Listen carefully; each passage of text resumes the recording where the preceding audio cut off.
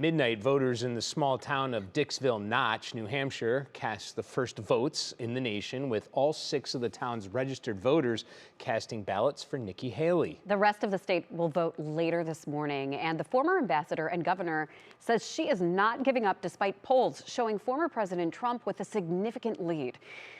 NBC's Bree Jackson is live now in Manchester, New Hampshire. Bree, good morning to you. Good morning, Dave, Maureen. So we expect to see more votes rolling in throughout this day.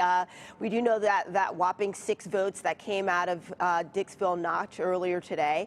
But bottom line is, some voters here in New Hampshire, they tell me they're not happy about their choices. They do not want to see a Biden-Trump rematch. They want an alternative.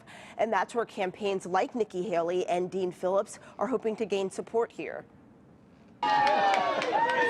Republican candidates delivering their closing message to New Hampshire voters. Former President Trump wants to seal the deal for the GOP nomination. We're coming to take over the beautiful, beautiful White House, and we're going to run the country the way it's supposed to be run. Trump's former UN ambassador and Republican rival Nikki Haley seeks to finish stronger here than her third-place finish in the Iowa caucuses. This really is an option. Do you want more of the same? Or do you want to go forward? That's a sentiment echoed on the Democratic side. They don't want Donald Trump. Dean Phillips is challenging President Biden.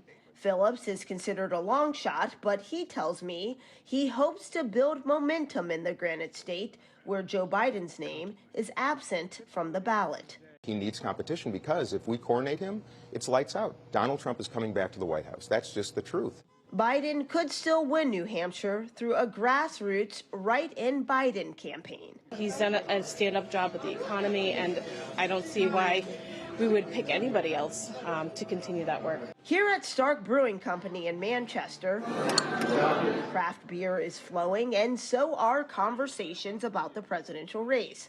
Some say they are not enthused about their choices. This is a tough election.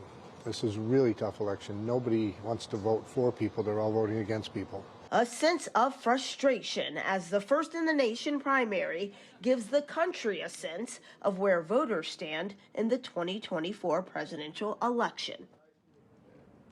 And after former President Trump's blowout win in the Iowa caucuses, UN Ambassador Nikki Haley is really hoping to draw in independent voters here in New Hampshire, a state that could be make or break for her campaign. Maureen? Right, and again, those 6 voters voting for Nikki Haley overnight, that'll set up a very interesting primary for today. We'll see how all the numbers shake out.